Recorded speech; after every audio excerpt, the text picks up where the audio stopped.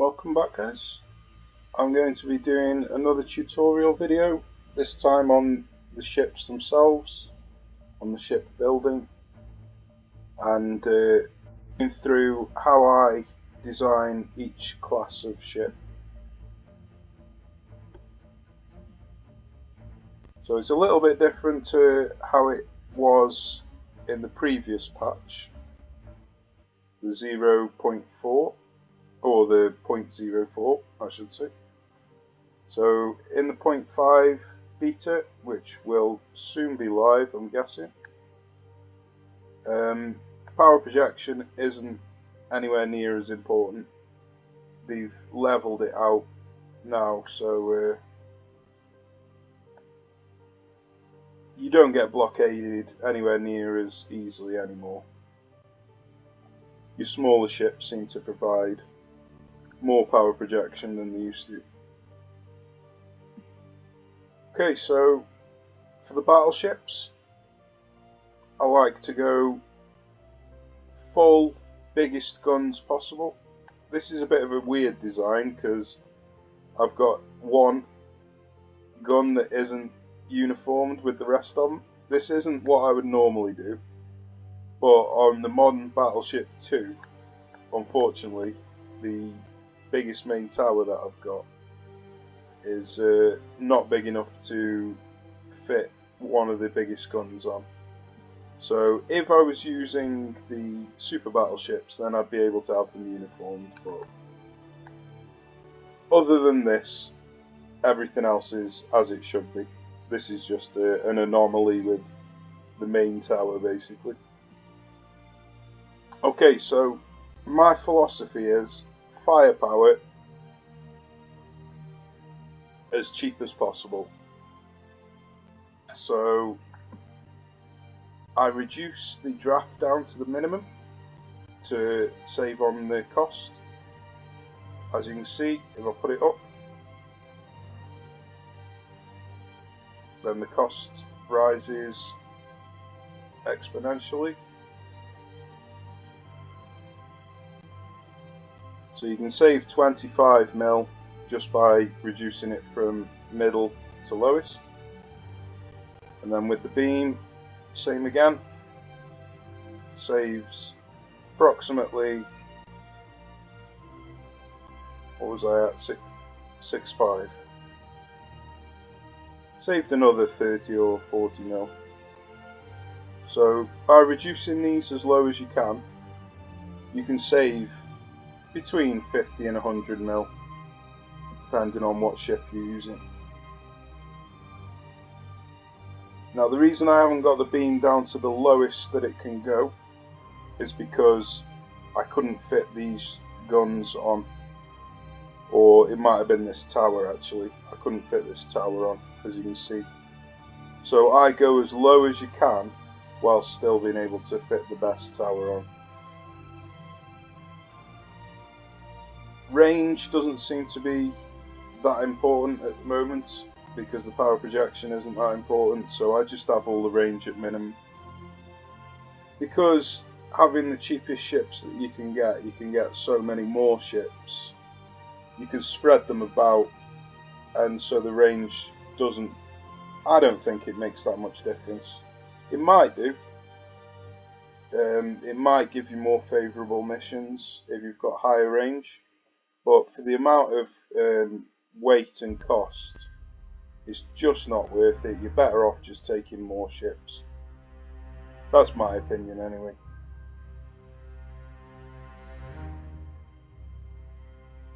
So I always go maximum bulkheads with every single one of them because it makes a huge difference in terms of flooding.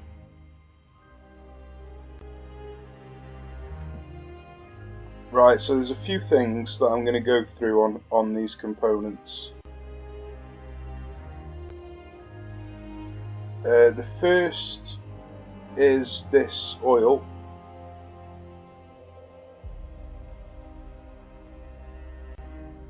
Unfortunately, looks like my game's froze. I'm just editing videos in the background, which is why my game's going slow. So putting this oil up from semi-oil to oil 1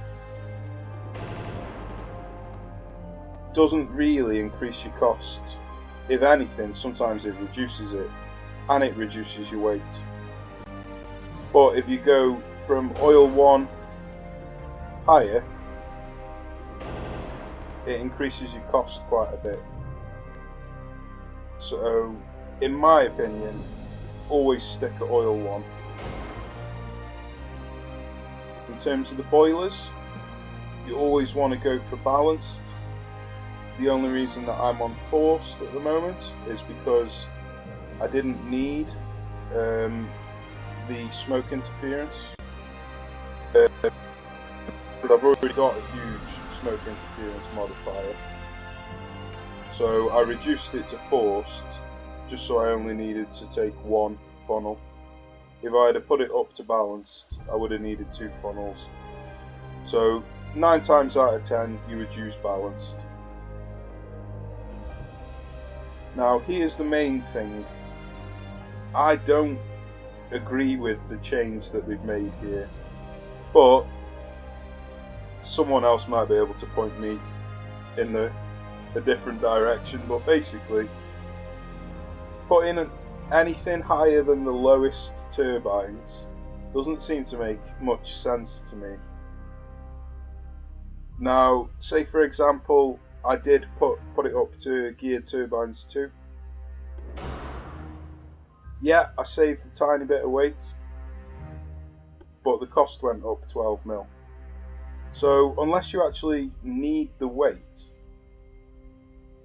you're better off just having as cheap a ship as you can get, because then you can get more guns, because it's not really helping in terms of firepower, it's just giving you a little bit more weight. Now there are other things on here, mainly the ship repairs and the engine damage chance, but I don't see them as having much effect. I've played the game quite a bit and I have not noticed much difference whatsoever. The HP per ton doesn't seem to make any sense to me. That is double that, but it doesn't reflect anywhere in the game. So whether that's just an oversight that they haven't included in the game yet, I'm not sure. But it doesn't seem to have any effect whatsoever, the HP per ton. So they might change that in the future. But for now, the only real difference it makes is acceleration, which doesn't make much difference at all if you're at 100 engine efficiency. And the damage chance and ship repairs, which I don't think make much difference anyway. If your ship has got a red compartment, a completely destroyed compartment, you can't repair it anyway. So you don't get many engine damage chance, engine damage results, sorry, without getting a fully destroyed compartment. So I can't see that making much difference whatsoever. So personally, I'd just go for the cheapest one that you can get, as long as you've got enough weight to be able to put the guns on that you want, and the armour as well. The only time I'd ever increase it is if you need that little bit more weight, but personally I'd say go for the lowest. Now in terms of the auxiliary engines, there's a huge difference between 2 and 3. So as you can see, it put it up 5 million and it put the weight up just over 200 tons. Now I don't think it makes much difference between 2 and 3. Not for the cost difference anyway. 1 and 2 are pretty cheap. So as you can see, it's only like 2 million, 2.5 million to get number 2. So to then start paying an extra 5 million to go from 2 to 3, and then another 6 million to go from 3 to 4 doesn't make sense to me. So I'd say stick at number 2.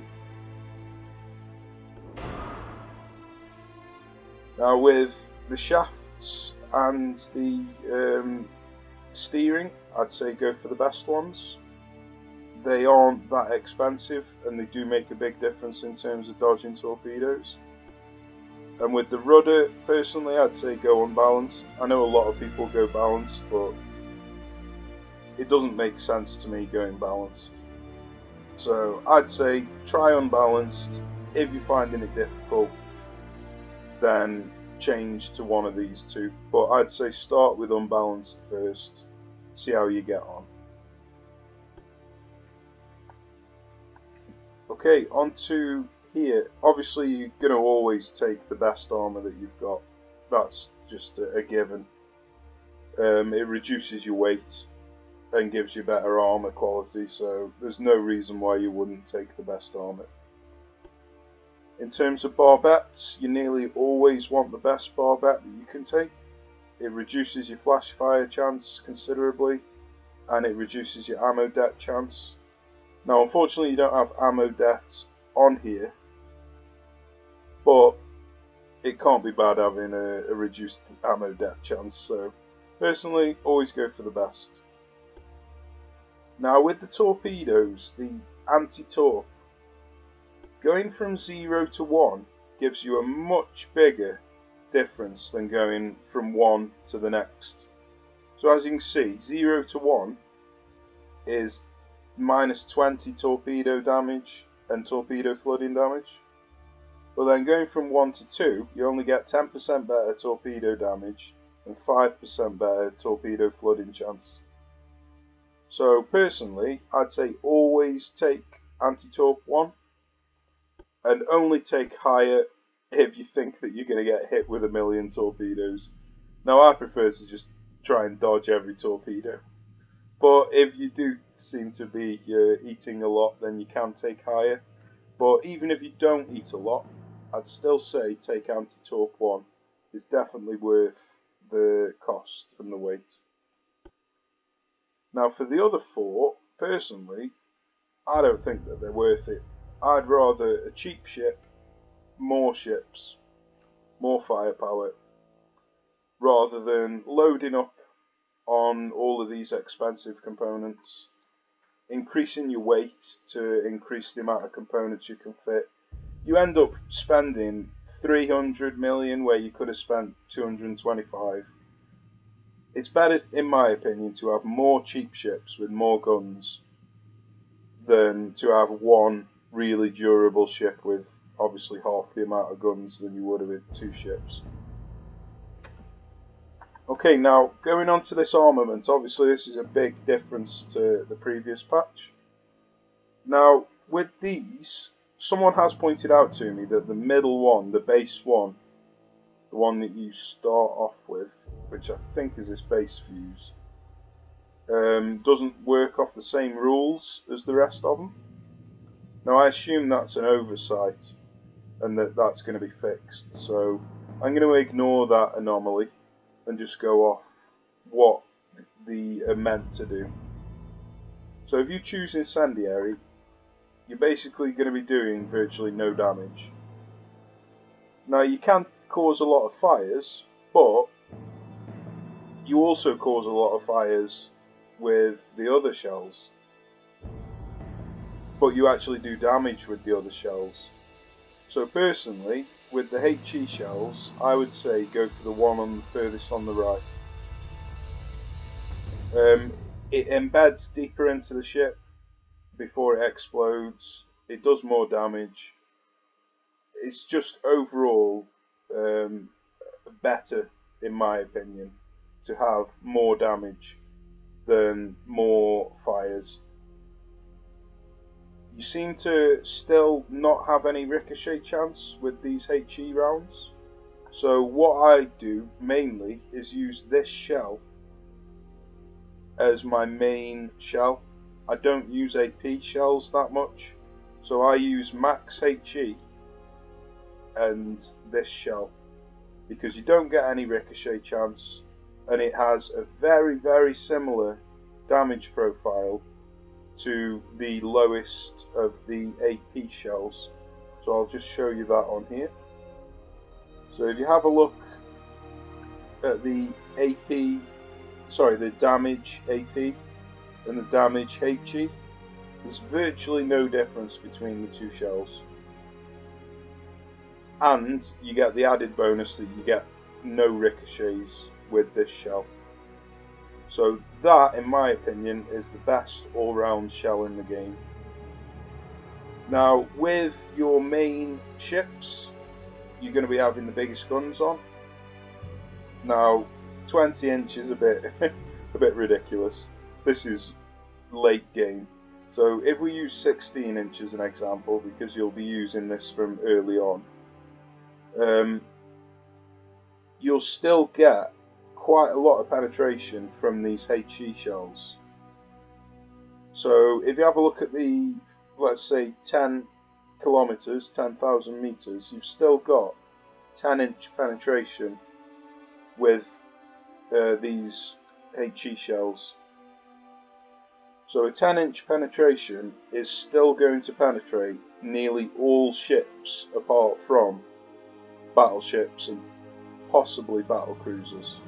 So using these HE shells, you get no ricochets, you do huge amounts of damage, and they can still penetrate nearly all types of enemy ships. So what I usually do is use my battleships to shoot all the smaller ships, and then I'll use my torpedo boats to take on the bigger ships. When I say torpedo boats, that could mean light cruiser or even armoured cruiser, just a ship that's designed for torpedoes, but basically doesn't have to be a torpedo boat. So going on to the AP shells, these ones do give the best range and the best penetration, but you get a -30 minimum AP shell ricochet angle. Now, you will usually find that you get a lot of ricochets with AP shells, and so even though you might get better penetration and better range, it's better to reduce the amount of ricochet altogether. So as you can see as well, plus 20% AP ricochet chance. So you get a worse ricochet angle and a worse ricochet chance. So in my opinion, you're better off just using the lowest one, where you've got the least ricochet chance, and you'll still have a pretty decent damage with it. So what you would do, have the lowest AP and the highest HE. They do a very similar amount of damage. This one has no ricochet chance, but doesn't cause much flooding. This one causes a lot of flooding, but has a chance of ricochets. So that is my philosophy and how to use the shells. Obviously, you can have a different opinion, and fair play. If you can get a different system to work, then all the better to you. But in my opinion, this is how I've had best results. You may as well just always go for the super heavy shells. I always go for increased shells just in case the battles last a long time. Now onto the propellant. I always go for the lowest flash fire chance, because if I went triple base, that's just put my flash fire chance up by 6%, going from 2.5 to 8.5, which is pretty huge in my opinion. And if you were at Cordite, you'd obviously have even more. So personally, always go for the lowest flash fire chance in my opinion. Now the same thing with this bursting charge. Obviously TNT2 is not the highest one, and a lot of people would probably automatically go for the highest one. Well, if you went for the highest one, that's put another 2.5 on the flash fire chance. So it doesn't give that much more benefits but at a 2.5 extra flash fire chance. Now you can take this with the smaller ships that don't have much flash fire chance, but with the bigger ships, in my opinion, it's best to just keep the critical chance to as low as you can get it. So if I did take that, and I took the highest triple base, I'm at 12.3 compared to what I would take.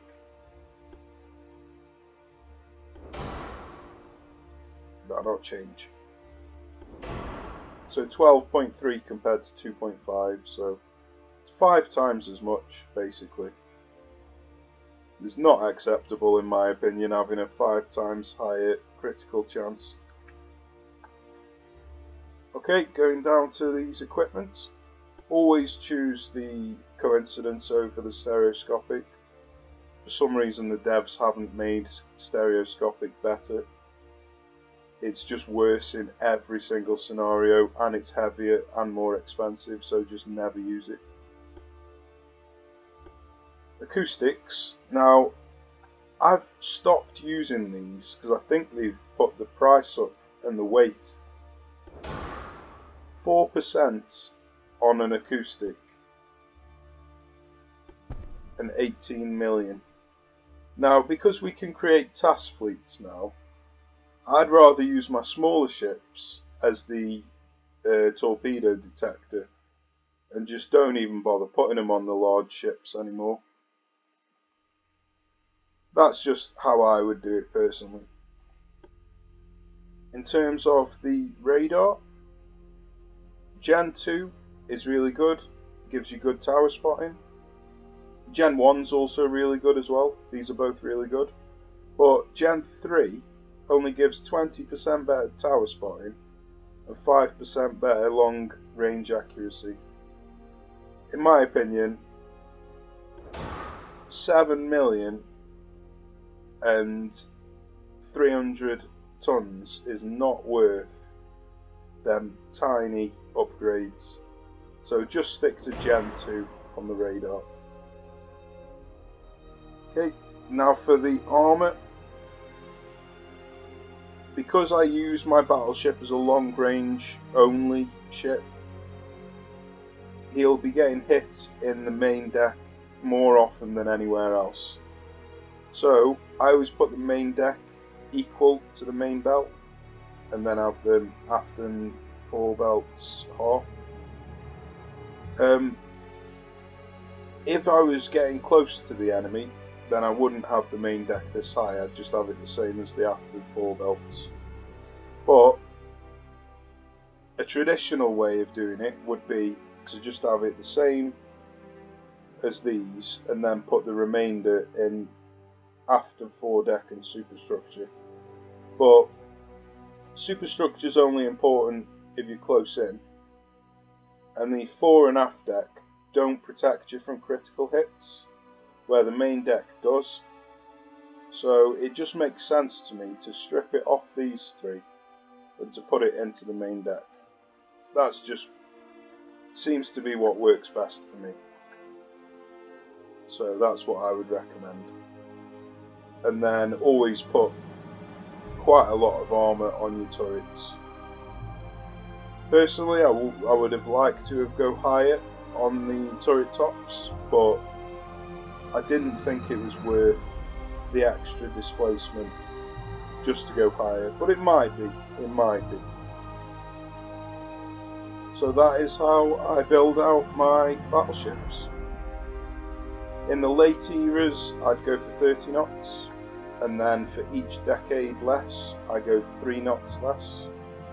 So this is 1940 at 30, so at 1930 it'd be 3 less, 27, 1920 it'd be 24, 1910, 21. So that is how I would do the speed on a battleship. Okay, battlecruiser. As you can see, it's 2 knots faster. That's how I like to organise my ships. 2 knots faster than the one before it, just to make control in the follow line easier. So similar principle again, as low a beam and draft as possible to keep the cost as low as possible. Same again with all of these, Augs 2, balance boilers, oil 1, smallest turbines or smallest engines. So everything's basically the same on a battle cruiser than it is a battleship. The only difference being, if you did intend on using it close in, you'd strip some of the main deck off and put it on the aft and fore belt probably, and the main belt. Now I had extra weight on this ship because I haven't got as big a guns, so I have actually put some armour onto the fore and aft deck and superstructure, but it's not entirely necessary. You could strip these off to 0 if you want and put them into some protection modules, so it's entirely up to you. Okay, so for the armoured cruiser, this is my screening ship, basically, the one that's designed for destroying all of the enemy smaller ships. That's its main job. It's got a couple of torpedo launchers on, just to fire a few off, just to get some lucky hits if you can. But its primary role is to shoot the smaller ships with these 11-inch guns. So, same theory as the other ships, as low a beam and draft as possible. Now, I had to have the beam quite high on this ship, because as you can see, didn't have much space to put these torpedo tubes on.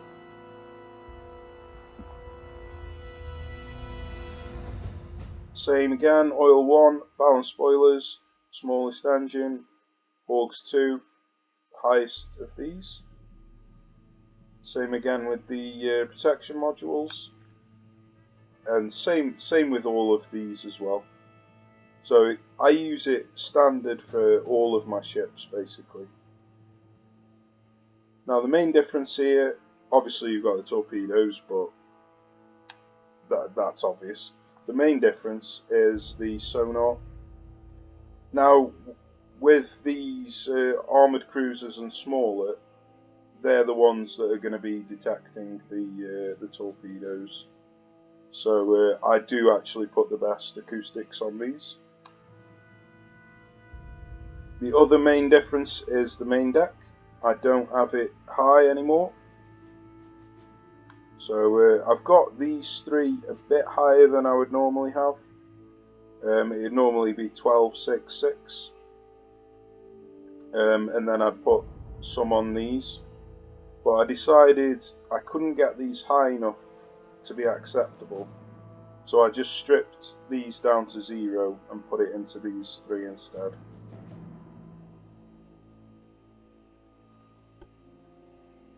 Onto the light cruiser now.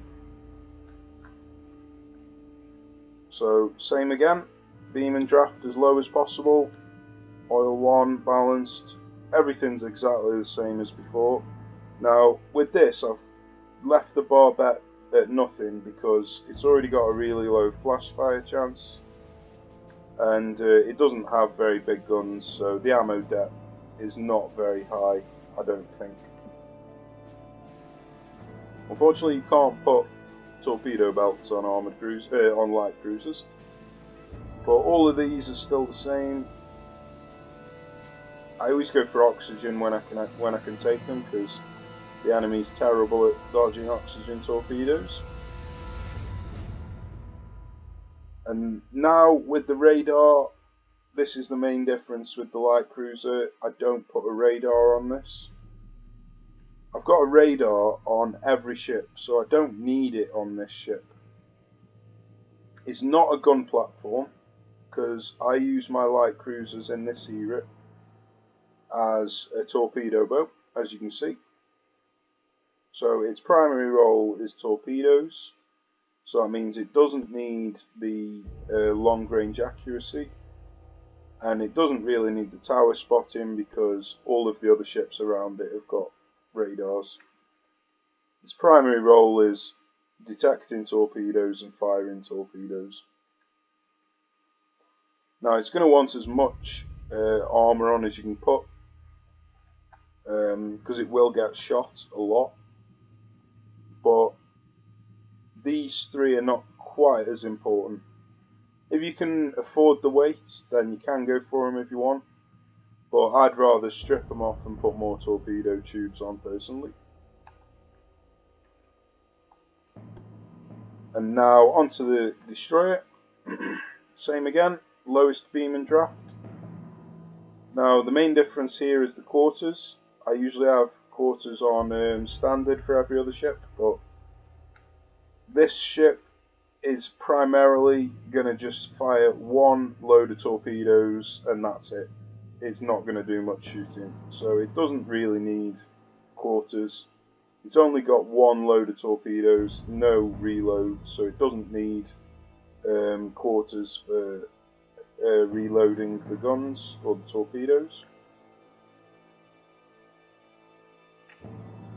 Exactly the same as everything else. Obviously I've taken induced on this because I didn't need the smoke interference.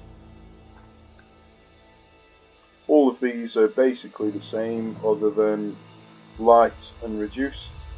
I've actually left it incendiary by accident, but it doesn't really do any shooting, this ship doesn't, so it's not important. The amount of shots that it's going to get off is pretty I can't think what the word is. Inconsequential. So here, as you can see, reduced ammo, that's so I can take more torpedo tubes, and because they're ×5, they take forever to reload. So the chance of you actually getting to reload them is very, very slim. So there's no point in taking more than reduced, in my opinion.